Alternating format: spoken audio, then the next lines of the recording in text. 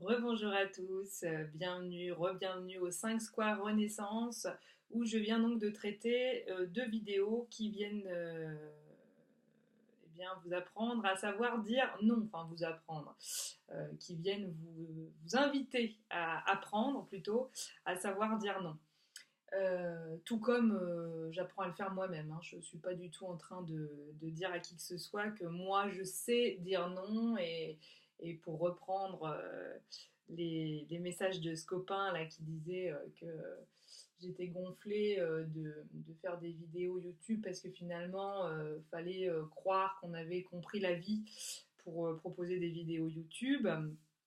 Euh, eh bien, eh ben non, je ne suis pas parfaite, je suis comme tout un chacun, j'avance sur le chemin de la vie et juste avec mon expérience, ma modeste expérience, j'espère parler à certains qui pourraient vivre des choses similaires à ce que je peux vivre parce que finalement je suis un être humain comme les autres et c'est ça qui fait que je me sens proche d'autrui. C'est que voilà, j'ai les mêmes écueils, j'ai les mêmes chagrins, j'ai les mêmes tourments. Je peux tomber malade, je peux mourir, je peux avoir des chagrins d'amour, je peux perdre confiance en moi. Enfin voilà quoi, hein. Donc c'est absolument pas. Lui il disait j'ai pas besoin de gourou. Et je lui ai dit ça tombe bien parce que c'est pas parce qu'on fait une chaîne YouTube qu'on se prend pour un gourou, hein.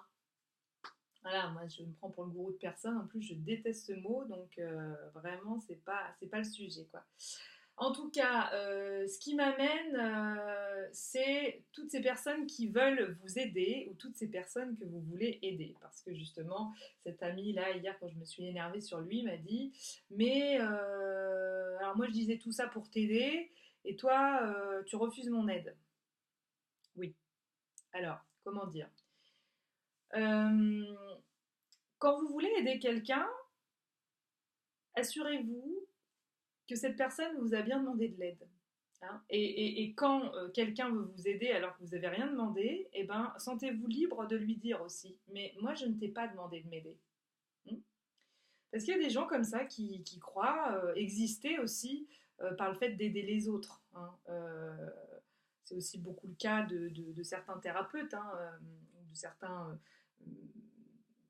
métiers comme ça, de certaines personnes qui sont dans des métiers d'aide ou d'entraide, et ben, du coup, ils ne vivent plus que par ça, ils ne vivent plus que là-dedans. Attention, attention de ne pas prendre le pouvoir de l'autre quand on veut, quand on croit devoir aider.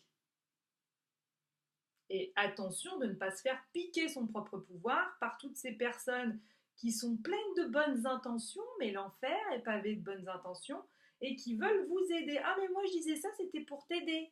Oui, sauf que je t'ai rien demandé. Je te remercie d'avoir cette belle intention, mais il faut savoir quand même distinguer, en fait, avoir cette clairvoyance, de distinguer celui qui veut vous aider parce que vraiment il vous aime et il a vraiment envie d'être là pour vous à ce moment précis de votre vie parce que j'en sais rien, vous venez de perdre votre travail, parce que vous venez de perdre quelqu'un qui vous est cher, parce que vous traversez une maladie, hein. On a beaucoup des gens qui veulent vous aider quand vous êtes malade, hein, et qui vous piquent votre pouvoir du coup, ou qui pensent savoir mieux que vous comment vous devriez vous soigner, comment vous devriez faire, mais ça c'est de l'intrusion, et pire que ça, c'est une prise de pouvoir sur l'autre. L'autre est libre, c'est à l'autre de choisir, mais même s'il fait un choix qui va contre votre pensée à vous, mais laissez-le tranquille, quoi. Laissons-le tranquille, hein, et qu'on nous foute la paix à nous aussi. Voilà, c'est important. Important là, c'est aussi savoir dire non. C'est taper du poing sur la table. Aujourd'hui, je suis dans la revendication, hein. Je suis copine avec Mélenchon là, en ce jour. Peut-être l'inviter à un barbecue. Hein, ce mois d'octobre, il fait tellement chaud encore, on pourrait presque encore faire des barbecues. Peut-être même qu'ils en font, pour parler comme les des chiens. Hein, 36-15 qui n'en veut. Alors, clin d'œil à Sarah, hein, qui dit que je suis proche d'une version spirituelle des Déchiens. Et ben voilà, 36-15, qui n'en veut? Euh, eh bien, voilà, ça suffit avec toutes ces personnes qui veulent nous aider. Parce qu'on leur a rien demandé et que bien souvent elles pensent devoir nous aider avec l'aide qu'elles auraient eu besoin de recevoir ou j'en sais rien. C'est-à-dire, en fait, si vraiment on aime quelqu'un et que c'est naturel, hein, quelqu'un est en difficulté, que vous aimez très fort, vous avez envie d'être là pour cette personne. Je veux dire, c'est pas dramatique, hein, vous avez le droit, hein, et parce que ça fait du bien aussi quand on va pas bien d'avoir des gens qui nous aident aussi, hein, donc voilà. Mais pour moi, la plus juste des choses, c'est vraiment on est en amour avec l'autre et si on n'est pas en fait en train d'essayer de s'aimer à travers les bonnes actions qu'on ferait pour l'autre, je nous confronte, hein, là, je nous mets face à nos vérités. Hein. Eh bien, qu'est-ce qu'on devrait faire à ce moment-là? Eh ben, on devrait se mettre face à l'autre et dire, tu sais, cette situation est compliquée pour moi. C'est pas facile pour moi de te voir en souffrance. Alors juste, avec simplicité, j'aimerais que tu me dises ce que tu aimerais que je fasse pour comment je pourrais être utile, comment je pourrais être agréable, pour être au plus juste de ton besoin à toi. Ça, ça c'est de la vraie aide, ça. Vous voyez?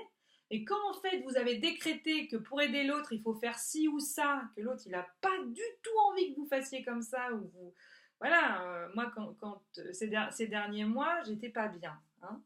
Et donc cette amie avec laquelle j'étais très fusionnelle, c'est absolument pas pour la casser, hein, que je dis ça, parce que je l'adore, ça change pas du tout. C'est pas parce que en ce moment on a besoin chacune de se retrouver dans notre quintessence et donc loin de la fusion pour pouvoir se retrouver mieux après. J'ai pas du tout envie de lui en mettre plein la figure. Hein, vous voyez. Mais par exemple, ces derniers mois, elle me voyait mal, donc mal alors, physiquement, et puis moralement surtout. Hein. Je pleurais beaucoup, comme je vous ai dit, j'ai eu une période aquatique, hein, aqueuse au dernier degré. Et du coup, bah forcément, j'imagine que vu de l'extérieur, c'était peut-être pas simple. Hein, les gens qui vous aiment profondément, qui savent que vous avez plutôt le tempérament joyeux, qui savent que vous avez plutôt le tempérament positif, bah, vous voir pleurer comme ça, ils se disent waouh, on en a pour combien de temps comme ça? Elle va pleurer encore 12 mois, 15 mois, 18 mois, 30 mois, 35 mois. C'est pas facile. J'imagine que c'est pas facile. Hein. Donc je lui jette pas la pierre, je comprends qu'elle ait eu envie de m'aider. Et donc elle discutait avec moi, et puis en fait, à chaque fois, elle me donnait des conseils que moi je trouvais complètement ridicules, qui ne me parlaient pas, je trouvais bateau ou j'en sais rien, et donc des fois je le lui disais ou pas, mais enfin voilà, et je continue à pleurer des fois. Et du coup, elle me disait, ah ouais, mais moi aussi je te trouve des solutions et puis en fait finalement tu veux pas avancer, tu veux pas guérir, regarde, en fait tu te plais dans ta mélasse et tu te plais à pleurer. Moi j'essaye de t'aider, voilà, je te trouve plein de solutions et je lui ai dit mais c'est pas ça que je te demande. Je te demande pas de me trouver des solutions. Je te demande pas de m'aider. Les solutions que tu es en train de me chercher, elles me correspondent pas, elles me vont pas. J'ai pas besoin que tu m'aides. Moi la chose qui m'aide, c'est que tu m'écoutes sans aucun jugement. Quand j'ai besoin de parler, quand j'ai besoin de vider mon sac, quand j'ai besoin, j'en sais rien, moi, de te dire certaines choses, mais j'ai juste besoin que tu entendes, en fait. J'ai pas forcément besoin que tu parles. L'autre croit souvent il a besoin de conseiller, mais des fois, on n'a pas besoin qu'on nous conseille. Des fois, on sait très bien ce qu'on a à faire ou ce qu'on doit faire. On a juste besoin d'une oreille, quelquefois. Il faut avoir l'humilité de dire, ok, je suis ton oreille. D'accord, j'écoute ce que tu as à me dire, je te juge pas, je t'écoute. Et je te dis un mot réconfortant à la limite pour dire, voilà, t'inquiète pas, ou j'en sais rien. Hein. Il y a une qualité de présence aussi, je pense, dans l'écoute qui va avec. C'est-à-dire que c'est pas juste être une oreille et te poser là, écouter et dire voilà. C'est cette qualité de présence, en fait, c'est-à-dire être là, entendre la compassion, en fait, finalement. Vous voyez, c'est pas de l'empathie, parce que l'empathie, c'est pas toujours très positif, mais voilà, une forme de compassion, quoi, une forme d'amour total, de dire je te comprends. Mais vous voyez, pas un truc de je te comprends pour dire c'est bon, je lui ai dit je le comprends, comme ça il me fout la paix. Non, c'est je te comprends en profondeur. Je suis tellement avec ce que tu me dis que je suis dans une qualité de présence avec toi. Et quand vous êtes dans cette qualité de présence avec l'autre, mais l'autre il se sent comblé quelque part. Voilà. Et il n'a pas besoin d'aide. On n'a pas besoin d'une béquille, ou alors à ce moment-là, si vraiment vous avez besoin d'une béquille, et bah à ce moment-là, vous êtes aussi en capacité. On peut, c'est important aussi quand on a besoin d'aide de pouvoir dire là, je ne m'en sors pas, j'ai besoin d'aide. Ça m'est arrivé. Ça m'est arrivé ces derniers mois de dire je ne m'en sors pas, j'ai besoin d'aide. Et c'est pas forcément j'ai besoin d'aide, il me faut un psy, il me faut ci, il me faut ça. J'ai besoin d'aide, ça peut être juste j'ai besoin de sentir qu'on m'épaule. Parce que dans une maladie, il y a des gens qui se barrent hein, de votre décor. Hein. Voilà. D'ailleurs, s'il y en a certains qui regardent cette chaîne YouTube qui étaient au courant de cette maladie et qui en fait n'ont pas donné signe de vie depuis, je vous indique juste que c'est des trucs qu'on ne comprend pas en fait. On se dit, quand on est malade, on se dit, alors on ne demande pas qu'on nous appelle tous les jours, mais surtout quand c'est des gens qui sont un peu proches. Moi j'ai des gens qui sont proches de moi, ils ont disparu de la circulation. Voilà. Pour quelle raison, on ne sait pas. Soit parce que peut-être ils sont mal à l'aise, c'est pas évident, hein. C'est pas évident de soutenir quelqu'un qui est malade ou de voir quelqu'un qui est malade, qu'on aime profondément, avec la perte de poids, avec tout ça. Moi j'ai perdu beaucoup de poids, j'ai perdu énormément de poids, j'ai perdu 30 kilos pour vous dire. Donc j'en sais rien moi ce qui s'est passé dans leur tête, mais dans des moments où je vivais de la colère, j'ai eu de la colère pour certaines personnes, oui. Je me suis dit, bah, elles sont pas prêtes de revenir dans mon cercle privé ces personnes-là parce qu'elles m'ont abandonnée au moment où j'avais besoin d'elles. Mais en même temps, c'est moi qui n'ai pas non plus su dire, j'ai besoin de toi. S'il te plaît, est-ce que tu peux me téléphoner ou est-ce que tu peux être présente? Parce que bah, c'est vrai que des fois, peut-être c'est de la pudeur aussi chez certains de se dire, bah oui, bah, j'aimerais bien être là pour lui, pour elle, mais bon, comment elle va le prendre, comment il va le prendre, est-ce qu'elle n'a pas déjà 15 milliards de personnes autour d'elle en train de... Puis des fois, en fait, tout le monde pense la même chose, et puis du coup, vous n'avez plus personne autour de vous. Moi, j'ai été très, très, très entourée au début, puis il y a eu une période où c'était le néant total. Je l'ai très mal vécu. Mais parce que c'était aussi à moi de dire peut-être ce que je pensais, enfin, de dire mais pourquoi est-ce que tu ne me donnes plus de nouvelles, pourquoi est-ce que tu as déserté, j'ai mal à tenir en place là, ça va me brasser un peu ce que je raconte, pourquoi est-ce que tu as déserté finalement notre espace commun, notre espace intime, pourquoi est-ce que tu ne prends jamais de nouvelles, pourquoi est-ce que tu n'essaies même pas de savoir si ça va mieux, si ça va ci, si ça va ça. Et en même temps, moi, j'ai pas eu d'amis très proches qui soient malades, donc je sais pas ce que c'est. Je sais pas ce que ça fait. C'est peut-être pas facile non plus. Hein. Mais en tout cas, toujours est-il que quelque part, quand on a besoin d'aide, et ben, ce que je suis en train de vous dire là, c'est qu'on n'a pas à hésiter à demander de l'aide, en fait. C'est pas une honte d'avoir besoin de l'aide. Comme je vous disais, en fait, on a beaucoup à retirer au niveau du bien-être que d'exprimer nos émotions et que d'exprimer notre vulnérabilité, bordel. On est des êtres humains, on n'est pas des machines, on n'est pas des robots.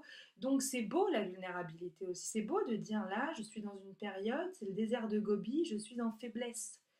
J'ai besoin de toi aussi. Alors j'ai besoin de toi, ça ne veut pas dire oh, j'ai besoin de toi. Vous voyez, il y a une différence entre le fait de reconnaître qu'on a besoin des autres aussi voilà, pour avancer, pour évoluer sur le chemin, et puis un truc avec la croyance où en fait on ne peut pas s'en sortir tout seul et en fait on a toujours besoin d'une béquille. C'est deux choses différentes, attention.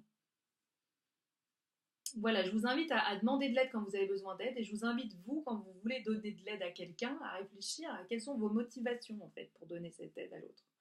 Hein. Et puis à pas hésiter, vous, quand quelqu'un veut vous aider, mais qu'en fait vous lui avez pas demandé son avis et vous lui avez pas demandé si sa grand-mère faisait du vélo, et bah à pouvoir poser le truc et à dire mais de quelle aide tu me parles? Je t'ai rien demandé moi. Gentiment, le but c'est pas de se filer des patates et de se dépouiller sur un ring. Hein. Voilà, on peut faire ça gentiment, à l'amiable, avec la communication non violente. Vous avez senti un peu mon amour pour la communication non violente. Je crache pas sur la communication non violente, mais c'est pas trop ma came, en effet. Voilà, eh bien, moi je suis pour la communication tout court, hein, et puis des fois elle est violente et des fois elle est non violente, et des fois c'est peut-être, ça nous amène à la non-violence d'avoir été violent à un moment donné, donc c'est bien, tout est parfait, voilà, point. Et bon, aujourd'hui, apprenons à dire non, apprenons à demander de l'aide quand on en a besoin, et apprenons à refuser aussi l'aide qu'on nous donne quand elle ne nous convient pas.